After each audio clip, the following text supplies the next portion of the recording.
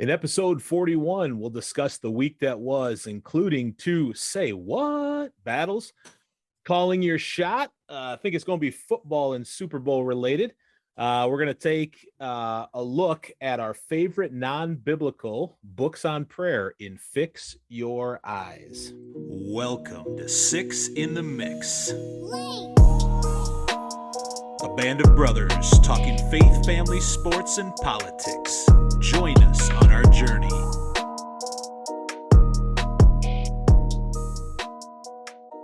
Welcome to episode 41 of Six in the Mix.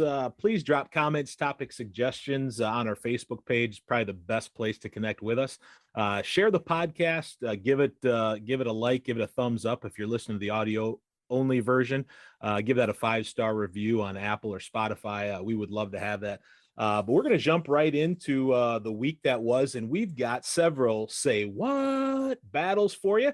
And we've got a three-way battle. There's just so much to talk about, and so many people saying so many great things that we've got a three-way battle. Okay, so a couple of them are political, and one is from the sports realm. So here we go. Thank you. Over to you, Mr. President.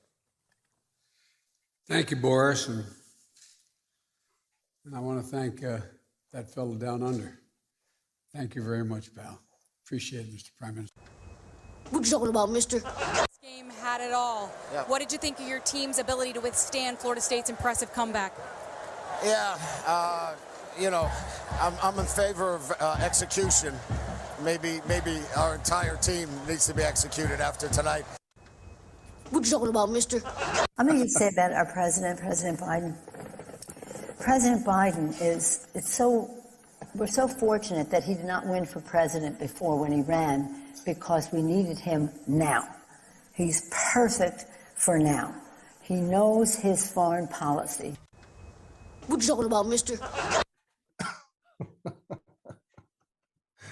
All right, so we've got a three-way battle. What do you guys think? Who are you saying the say what to the most? I gotta say that the Notre Dame coach is just classic. That is just fantastic, because he's actually says, I'm sure, what every coach thinks when they just scrape by the skin of their teeth, pull out a win. And I think that's what happened in that game, that Notre Dame game, first week, college week of football. Yeah, saying that his whole team should be executed. It's so funny. That's crazy, because his team won. I know, like his team won. His team won, and he was like, yeah. No, what was hilarious? I agree with you, Don. I watched that when it was happening, and I was looking at the TV like, did that just happen? But looking back at that again, I've watched it several times.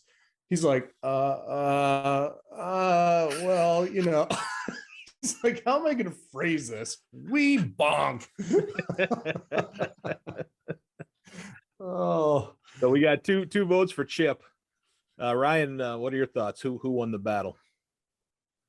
I think it was the last video with Pelosi. I don't know what she's talking about. I mean, I get the point of the Notre Dame coach. Is that Brian Kelly? Is that his name?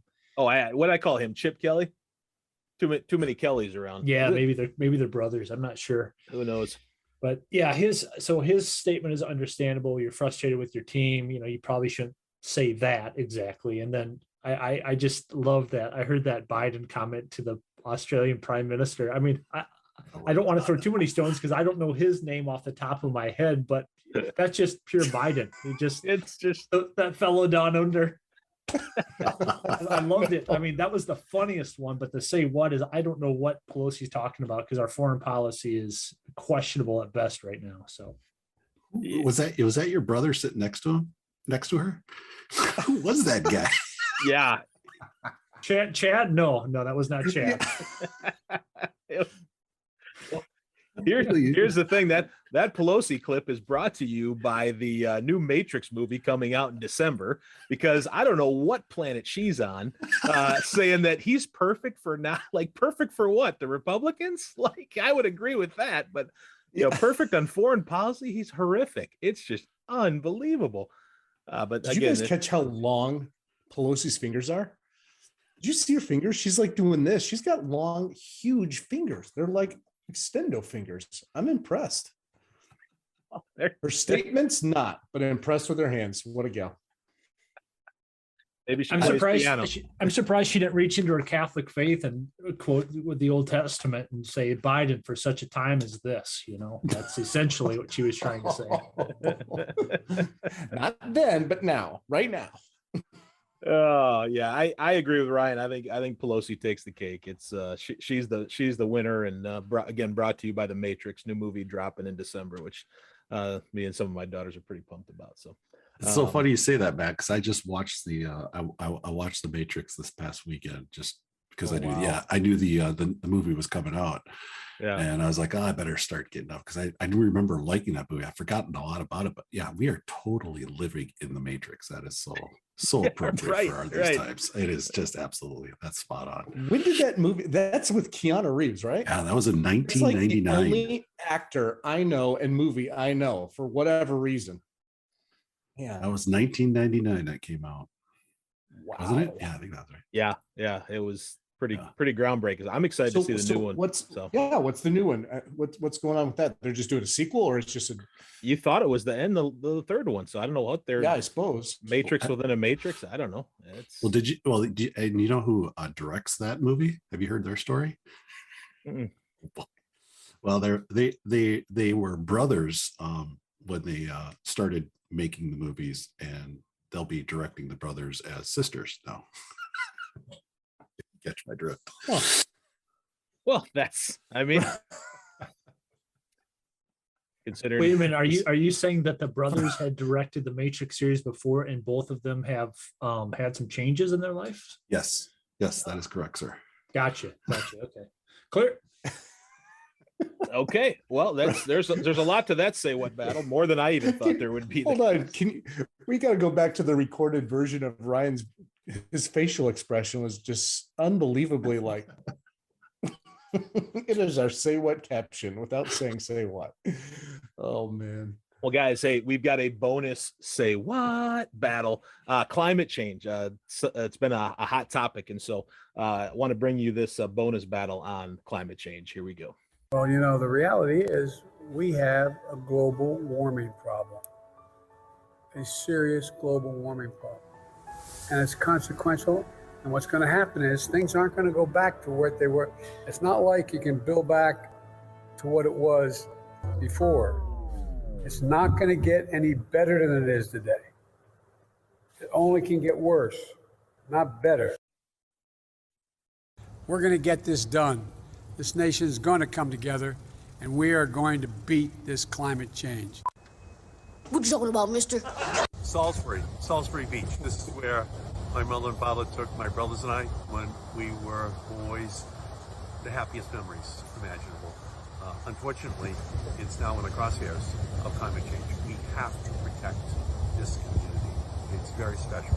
And unless we pass this incredible climate protection bill, it's just going to become inevitable that places like this suffer catastrophic damage. But what memories, not just for me, but for every family that's ever been here to suffer.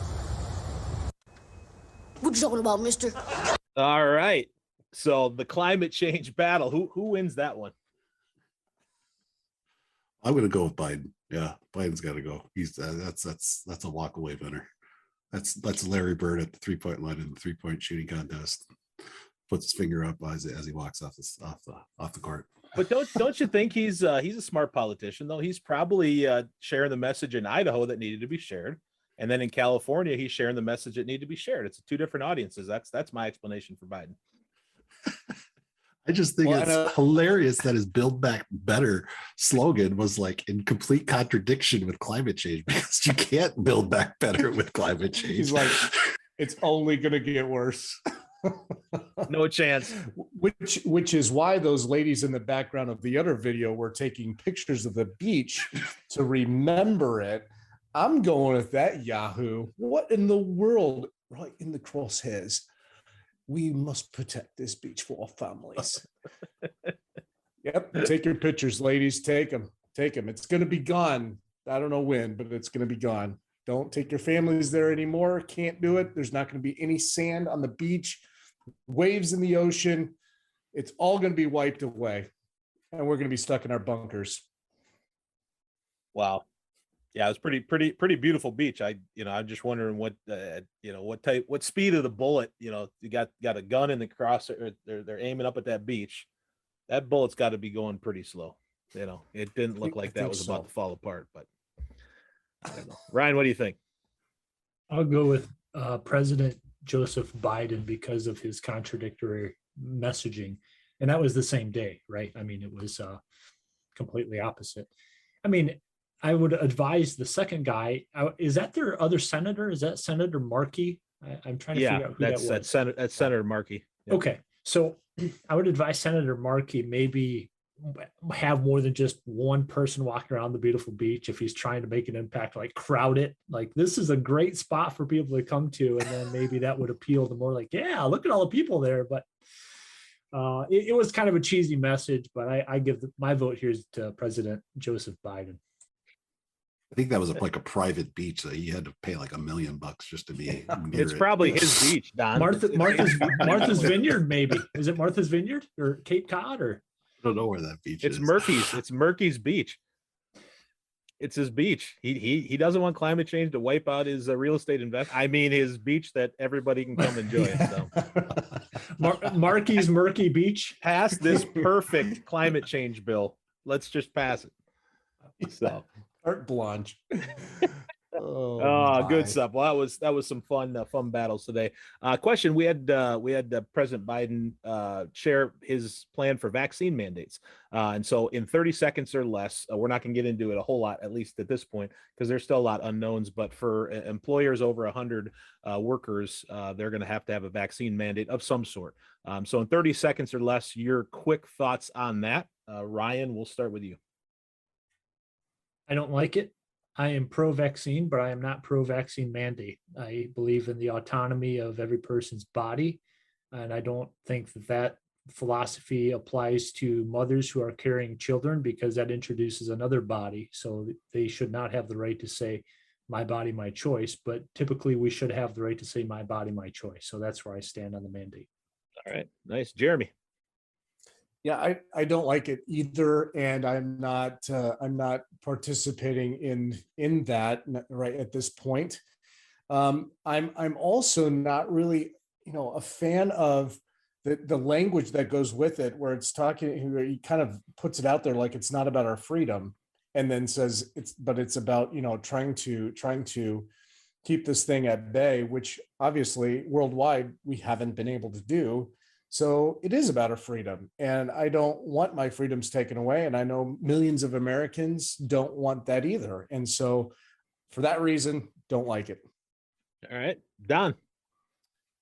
I'm completely against it. I think it is unconstitutional, and I believe that it is a complete fiasco for companies and things to have to track this. I think it's just all a smokescreen, to try to distract from what's going on in what Biden did in Afghanistan.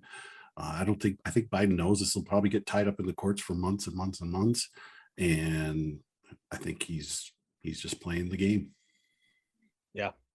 Yeah, I certainly agree. Definitely not a fan. I do think the government does have a right to put in mandates should the risk warrant it.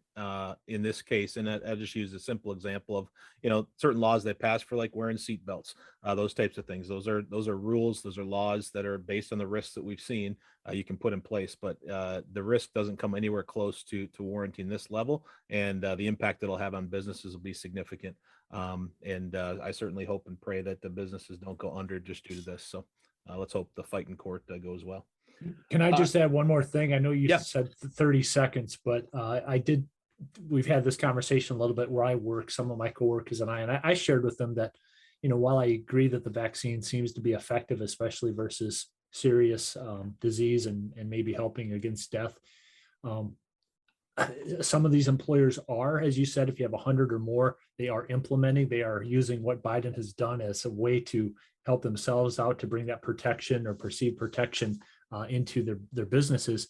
And I said, that's great. But right now, I've had 2 doses of the mRNA Pfizer vaccine, but they're talking about a potential third. And what I shared with my colleagues, I said, listen, I'm pro-vaccine, but I don't want to become a drug user. I mean, how many more of these boosters are they going to start forcing us to take? I'm going to have a comfort level there at some point. You know what I mean? Yeah, some good feedback. We'll see where it goes. I'll be have some ability with my role, working with OSHA as well. Just it'll be interesting how that governmental agency and department rolls this out. So more to come on that one. Last part of the week that was Don actually had some opportunity to share some of his thoughts with his daughter's school board, and just going to turn it over to Don to share some things. Yeah, so this has been an interesting week, and our school board has been, we've had a lot of kids go under quarantine, let's put it that way. And they've been, and our school passed a policy at the beginning of the year to strongly recommend masks for all students K through 12. So strongly recommend meaning it's not required. They had reported about 65% of the students at Parnassus were wearing masks, and there was a large outbreak, large outbreak being about 38 cases, I believe, outbreak so far in our school. And we've been in school, I think 6 weeks, I think. And so majority of the cases being in the middle school. So they were recommending now that they reevaluate their mask policy and that they go to requiring masks for all students K through 12. Boy, and of course that elicited a lot of talk and from both sides of the table. And I was had the opportunity to go in to the school board meeting on Tuesday, this past Tuesday, and I'll share with you guys what I shared. I had 3 minutes to speak. Granted, I was really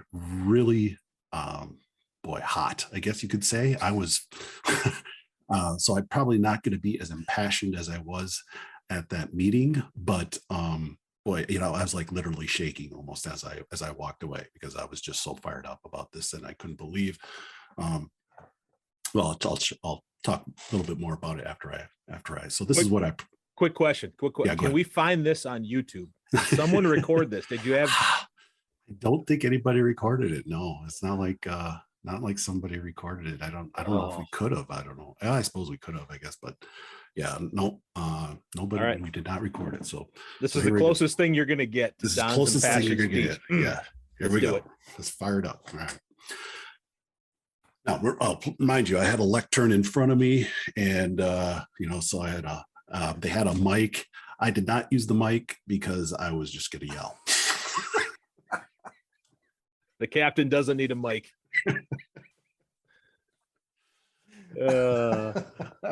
So without no mic, here I go. Yeah.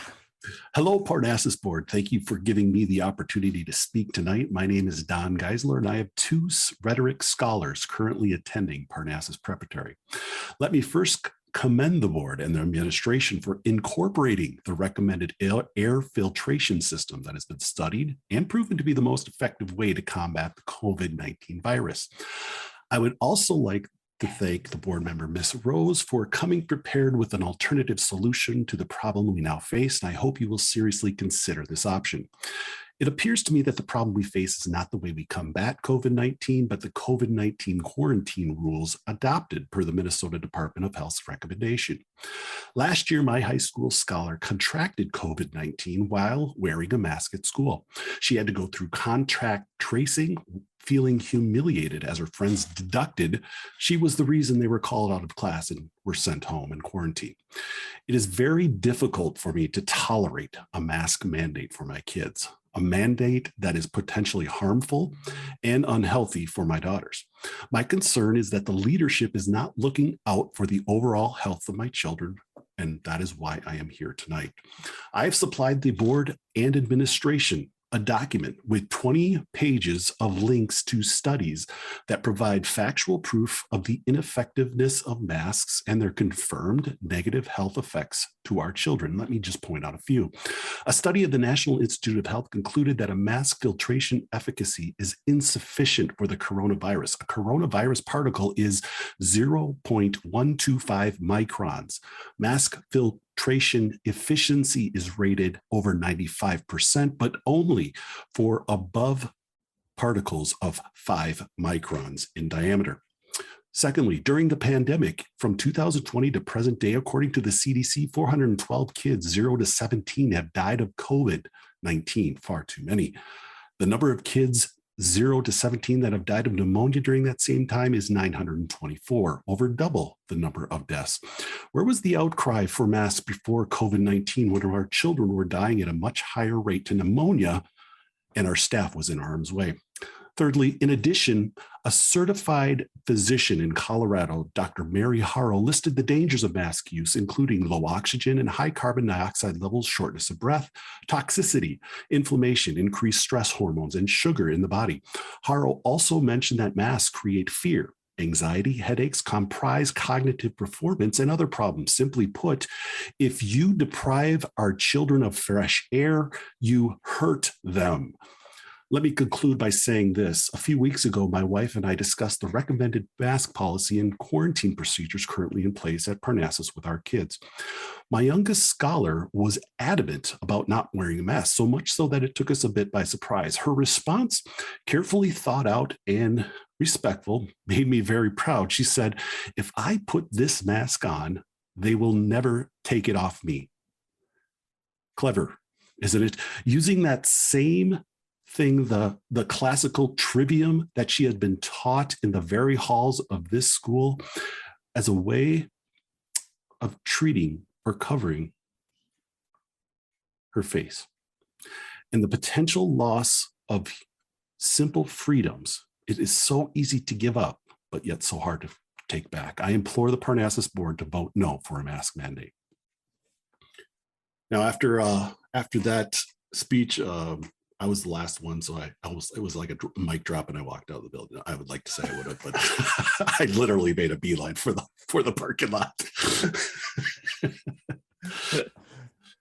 But then, did you get any applause? Were there yeah, I did get applause. So yeah, they told it was funny because they had a boy come in, the student class president who came in, and he did a great speech. It was fantastic about not masking and how the students feel pressured to mask because if they get quarantined, then there's a chance they'll fall behind.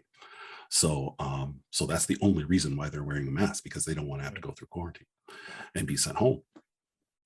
After he got done, speaking, he was like the second one. They all started applauding, and then the board shut that down real quick. They said, "Nope, we can't applaud. We can't do that. We can't show. We can't applaud. No applaud." So then I got done with mine, and then everybody started applauding, and I walked off. It was pretty funny.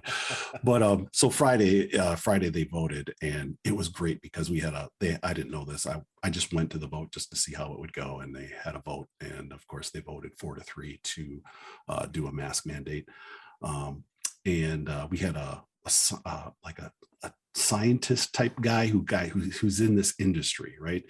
And he actually quoted Lillian, my youngest scholar, if I ever put the mask on. She thought that was pretty cool because she was at the meeting too. So she felt all proud of herself. She thought she was big stuff because she got quoted again. But this scientist guy, he did a great job. And he compared wearing a mask as if putting up a chain link fence to prevent mosquitoes. He's like, that's exactly what you're doing. Wow. Oh my. It was fantastic.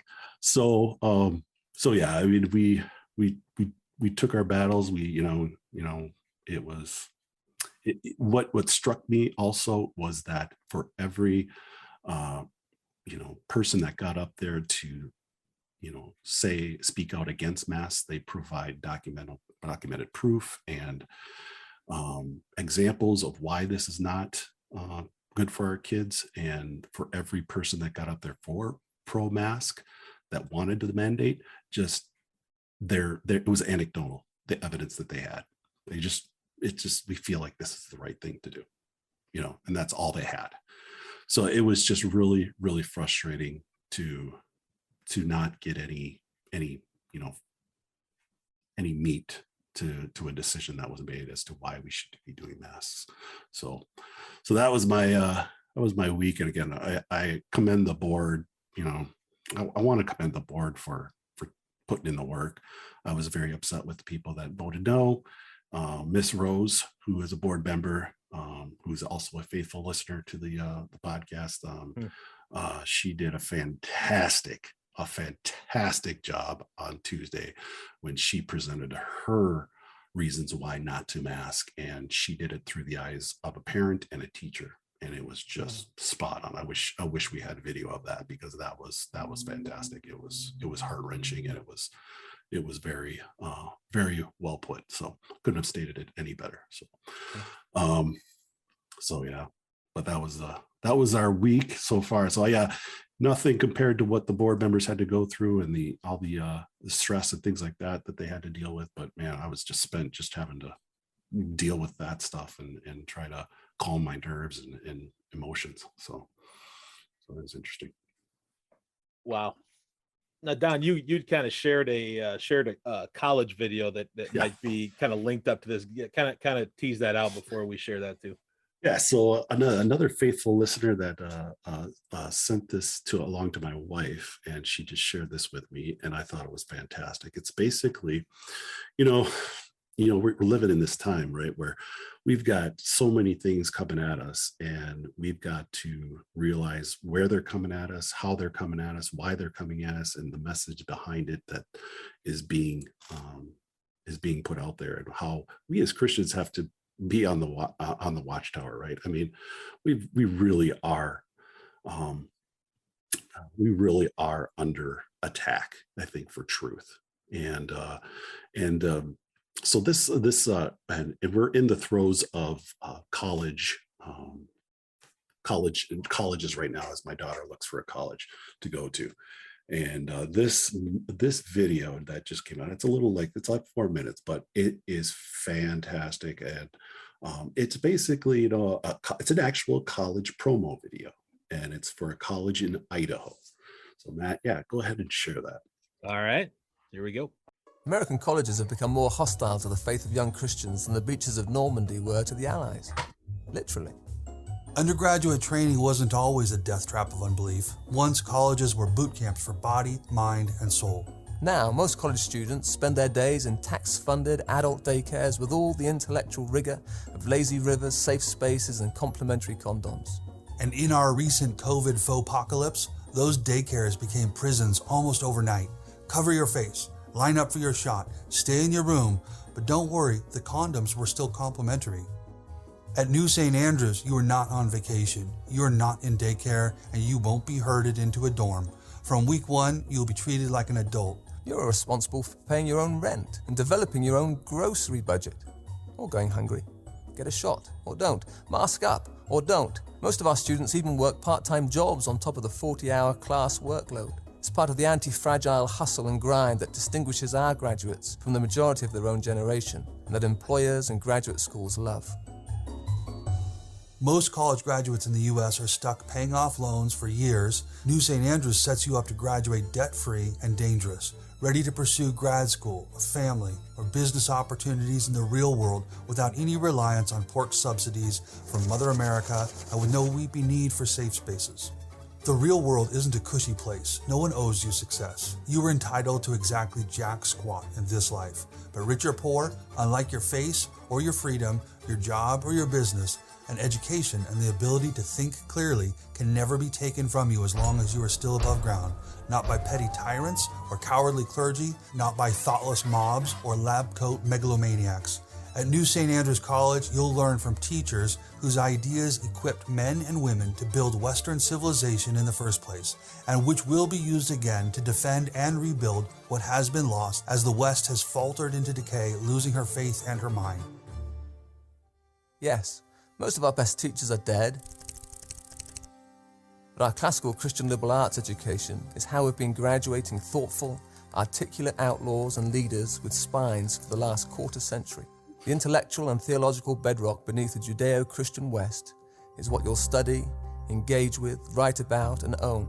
It is what you will debate in class and present in public as you learn to live like forbidden fire, surrounded by the darkness of unbelief, manifesting God's truth, goodness, and beauty to all who live around you.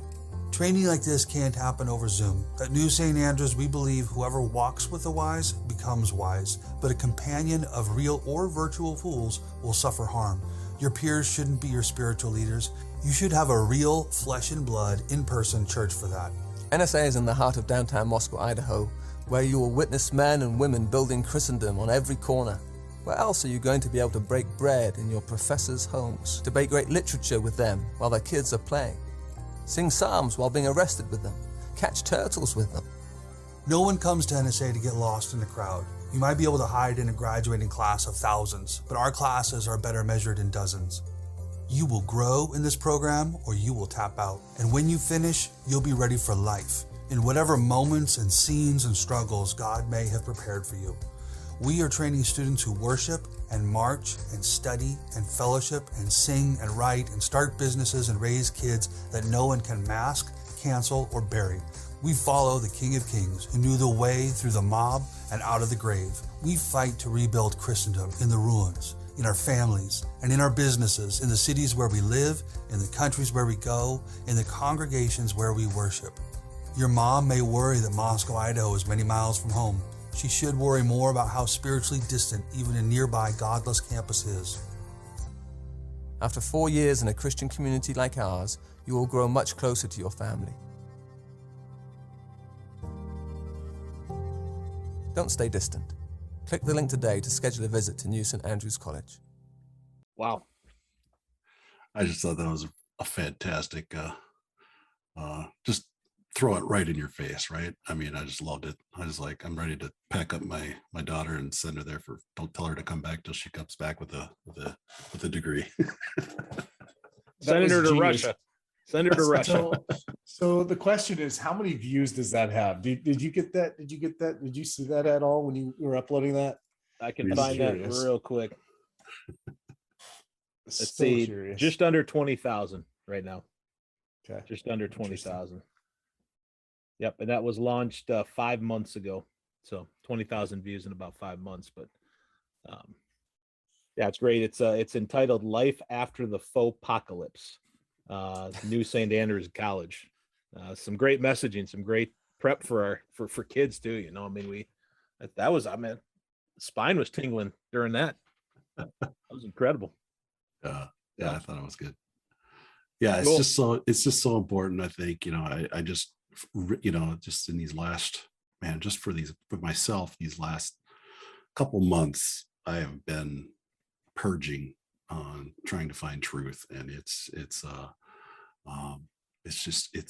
hard to come by, but it's there. It's out there, and we don't all have to be experts at everything, but we at least have to know what the Bible says, and be able to defend it and be able to talk about it.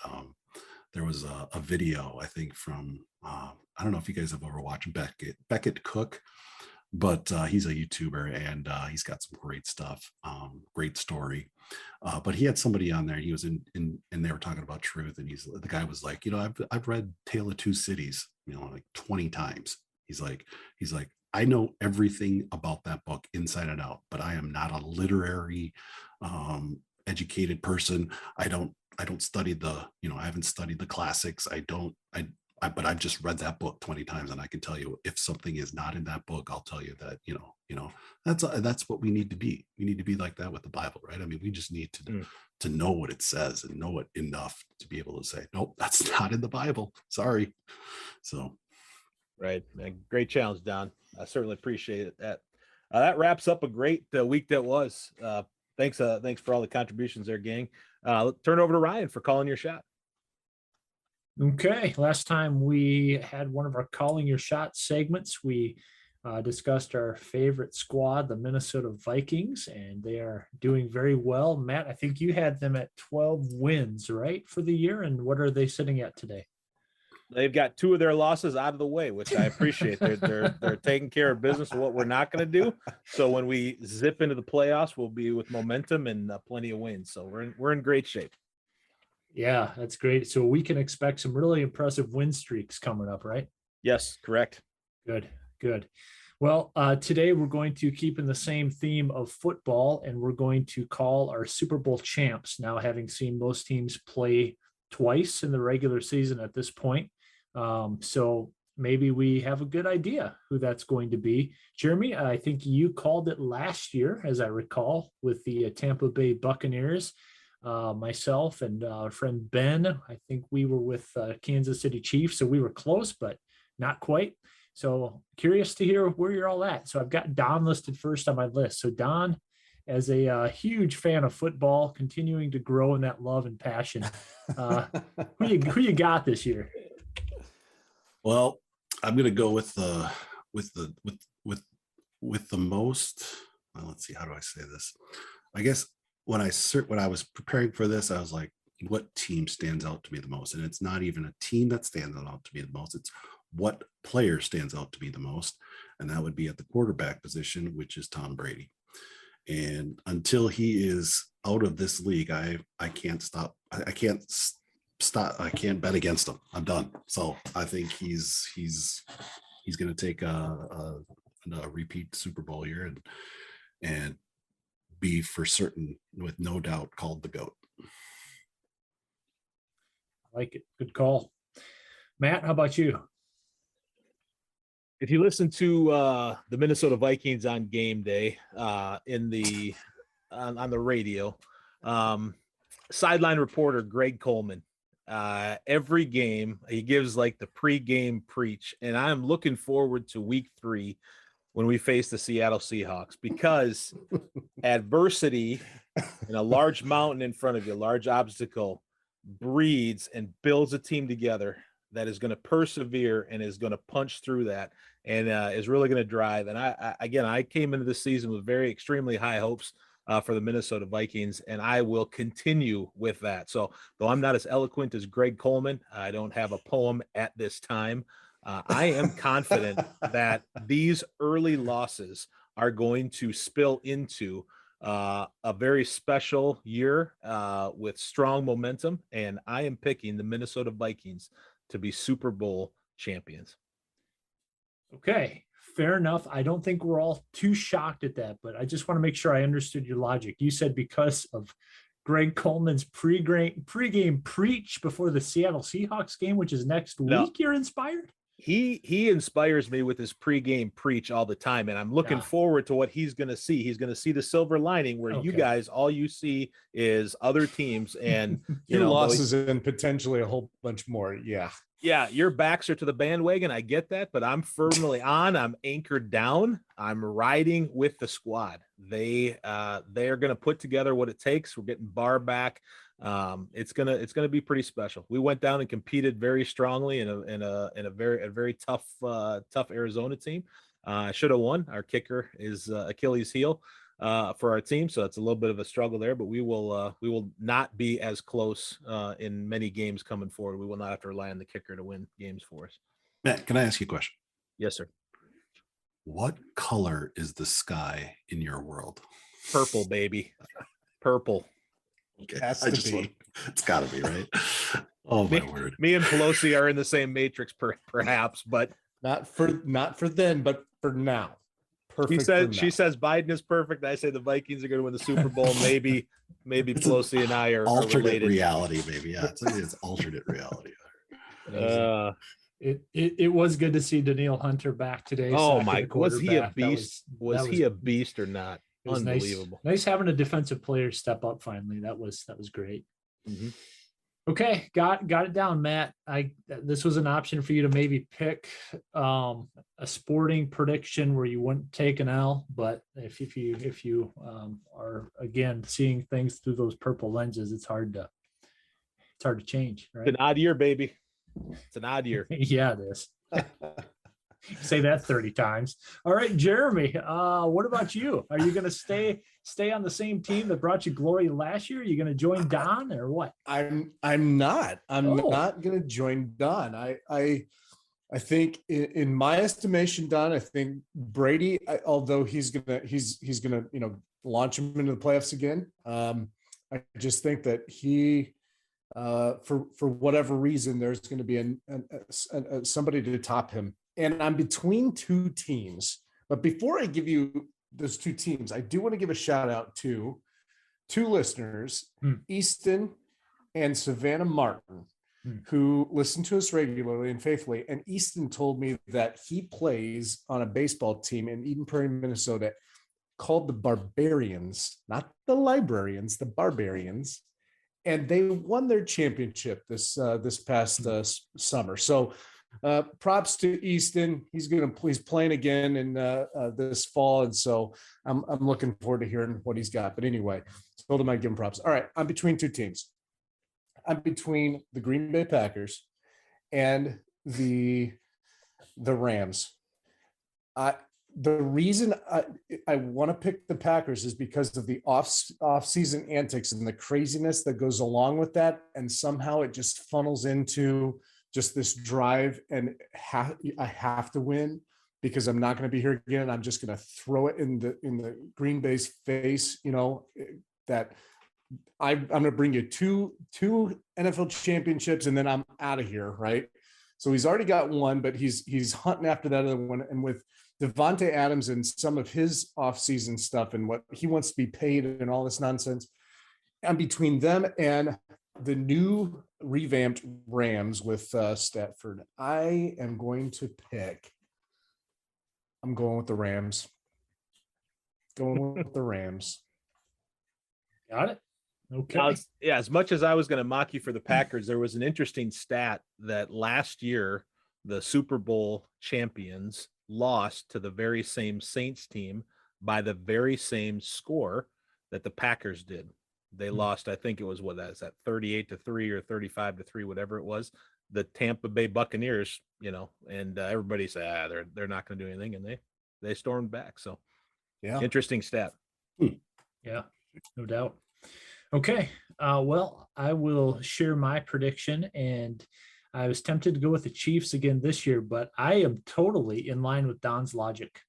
Totally. I think Brady, I don't know. I mean, he's about as old as I am, and I don't know how he does it. I do think there's something to, he went down to Florida, and that is where our friend Ponce de Leon was looking for a fountain of youth. And I think there's something to Brady, the Florida connection, Ponce de Leon, the fountain of youth. He's 44? He thinks he's playing until he's 50. He looks better throwing the ball this year than he did last year. And they haven't lost anybody off of that team. So I've got to go with the Tampa Bay Buccaneers. I used to despise Brady and the Patriots, but I don't know. You just have to tip your hat and say you're doing something that nobody else has ever done by many years. And it is impressive. He threw, 5 touchdowns in the first game. He might've had another 5 today. It just, Don's right. The quarterback is the position that carries a team. And I think he's going to do it until who knows when. Do you think he might be retired by the time he's done. He starts looking like an old guy. Did you read the article that he talked about the fact that this season is going to be difficult, not because the number changes. I know that whole thing and that controversy or whatever, but the fact that he had COVID and just his lung capacity. He was talking about the fact that it's going to be a struggle. So that rolled into my thinking there. So anyway, no, I think he retires after this year though. I think he's done.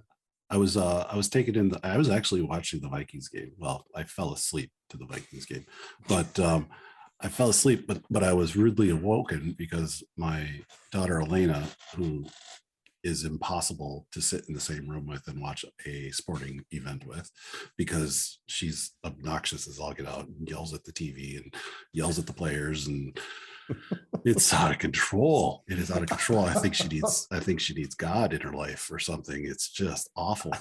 But they showed the, they were showing some of the highlights from, they were doing the flashbacks to the Tampa Bay game today, and they were, throwing touchdown after touchdown Tom Brady was throwing to Gronkowski, and she's like, would Tom Brady just leave? I mean, there's few things that Elena hates in sports, and one of them is Milwaukee Brewer fans. So second is Tom Brady. And Tom Brady, she's like, I will concede a Super Bowl championship to Tom Brady this year if he retires, and we can just be done with him. Wow. That's intense. I want to watch a sporting event with this Elena, man. Yeah, seriously. There's some passion there. I can tell. Wow. Yeah. Did you guys see that meme that was going around that showed Aaron Rodgers and the slick back hair and Tom Brady, and like who looks like the homeless guy that's really old, and who looks if you haven't seen it, I highly advise it. It's pretty funny. Well, that'll wrap up calling your shot. So I think we have one more segment left here, Matt, right?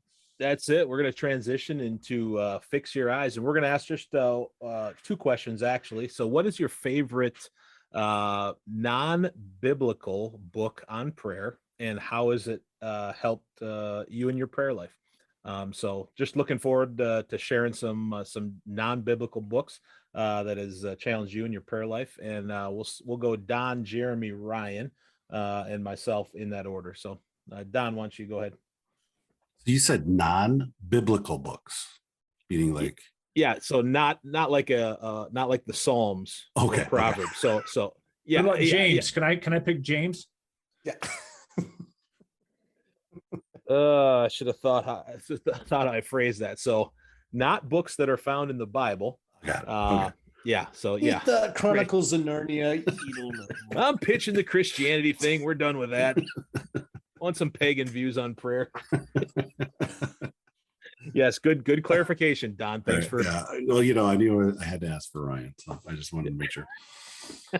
Thank you. I was this close to coming up with one, but I did have a backup outside of the Bible. So thank you, Don. Yeah, I know that our listeners understood that, but I had to explain that to to the goofy guys that I podcast with, because they can't. Oh my goodness. All right, Don, go ahead.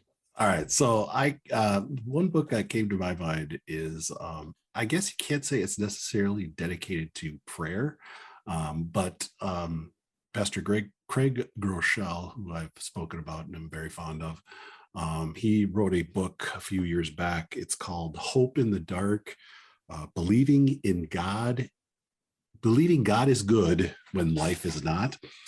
And he talks a lot about journaling, and that leads me into what I've been doing, which kind of put me, his thoughts and stuff like that about journaling kind of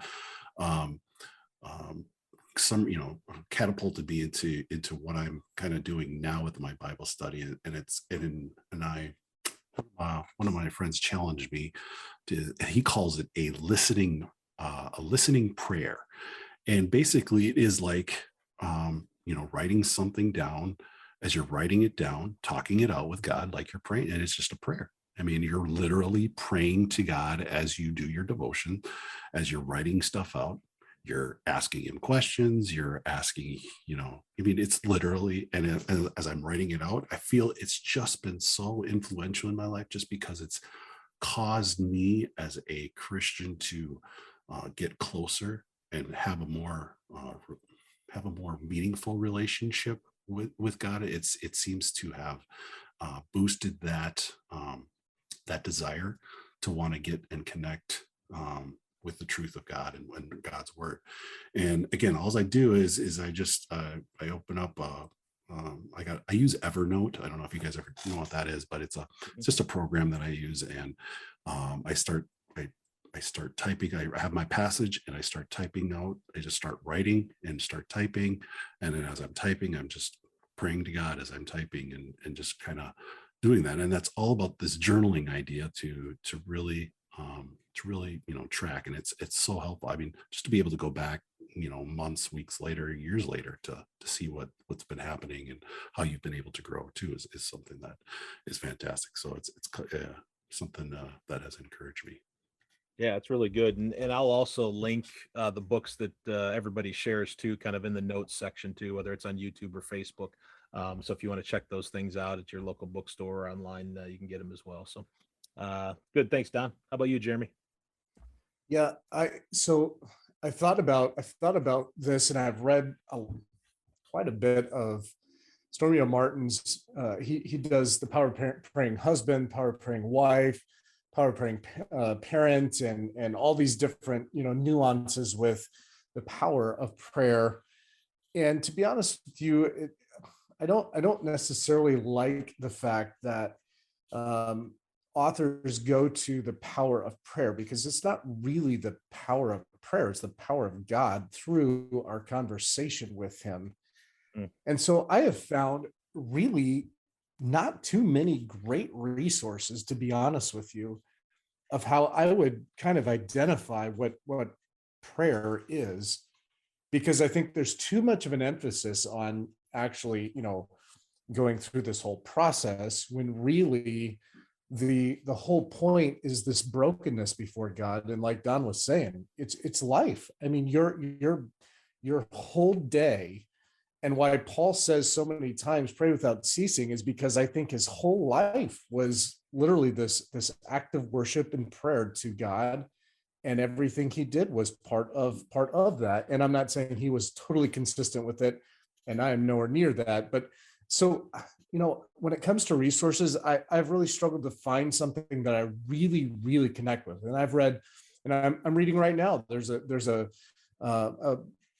prayer book that deals with praying for your children, particularly older children, and sometimes what that looks like, especially as challenges change with their growing up and that kind of a thing. And it's probably the better one that I've seen, and I don't have it right here. I don't even remember the title of it. I've just read the forward to it. But it was given to me by a friend of mine who works at Family Life, and it's part of their curriculum and library that they have. So I'll get that to you, Matt, so you can put that link up there. But from my perspective, that has been at least the first forward in the first chapter has been the most centered on pointing you back to the conversations that you need to have with God, and not telling you that prayer has something magical or something about it. It's not that. It's God. Cool. I certainly look forward to getting that. All of our kids are starting to get older as well, so it sounds like a really cool resource. Ryan, how about you? Yeah, I had to go back a few years into my memory banks, and that's getting more and more challenging as I get older. But I think the most impactful book, separate from the Bible, that I've ever read that helped me with prayer goes back to this is probably 30 plus years ago. There was a book I read when I was in Christian school, believe it or not, but it stands out to me. I mean, that was probably the book that really shaped the importance of prayer and the power of prayer. And as Jeremy said, that's the power from God. It isn't those of us praying, but how that manifests, it can be remarkable. And the name of the book is George Mueller, Man of Faith and Miracles. Just so impressed by this man who relied on prayer and faith more so than anything else. And yeah, there were some amazing things that, to me, I would call them miracles that happened in his life, whether it be meals that were needed that showed up right in time, money that was needed that showed up right in time. I think there were even stories that went back to a change in weather, but story after story after story. And we can't make the connection all the time to, is this God working through the prayer or not? But I have to believe that God works through faith.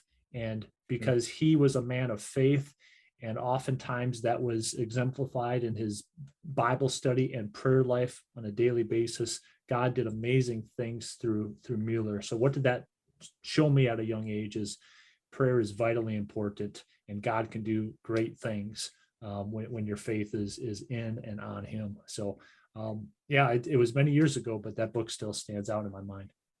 Yeah, it's great. I think it shows the power of a story of a life. It just brought to mind a couple biographies that I read when I was younger too. D.L. Moody stood out, Jerry Falwell stood out, and just the amazing thing they were able to do. But prayer was at the heart of it. And I think is it the story of Charles Spurgeon and what a great preacher he was. But it's often told, he said the most important part of his preaching were I think he called it the furnace that was below the sanctuary, and he had a group of people praying for him while he was preaching, and he said that is the power. If there's anything effective there, it's people praying and God using that and answering prayer through that. So yeah, really good call. Thanks, Ryan.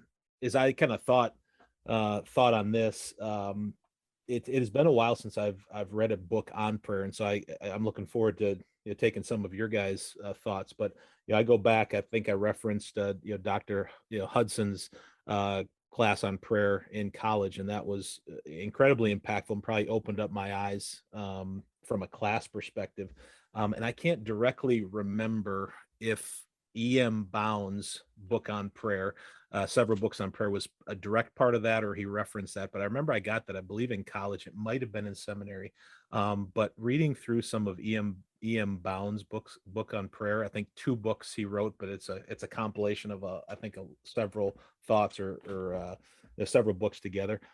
His view on prayer was just incredible, and kind of, Jeremy, to your point, was kind of like that lofty site. And so I think I've got it somewhere in my basement. I want to kind of go dig that up. So this topic kind of brought it back up. But there were actually 2 quotes that really kind of stood out to me, that some of his more famous quotes, and I just want to share them with you as we kind of close up episode 41. He said, "Prayer is our most formidable weapon, but the one in which we are the least skilled, the most averse to its use." Ouch. That's kind of painful. And I think what he's trying to do is call Christians up to that and recognize what an amazing connection we have to the sovereign one. There's no other religion that gives direct access to the Godhead, to the deity, to the sovereign one. It's pretty amazing. And then this last one is one of my favorites. It says, "The gospel cannot live, fight, conquer without prayer that is unceasing, instant, and ardent." And so those are 2 of his quotes, and I've always appreciated E.M. Bounds' high view on prayer, and so I think it's a great resource there. And again, we'll link those books that we talked about in the notes section, so you can go take a look at those, and certainly avail yourself, and encourage you to pray a little bit more you did this week than you did last week. That's a wrap on episode 41 on this, the 19th day of September, year of our Lord 2021. This was 6 in the Mix, talking faith, family, sports, and politics. Find our episodes on Apple Podcasts, iHeartRadio, Spotify, or wherever you get your podcast content. Review us and leave a comment. Visit our Facebook page at 6 in the Mix Podcast and comment on what topics you'd like us to discuss. We are also on Twitter at 6 in the Mix Pod. Join us on our journey.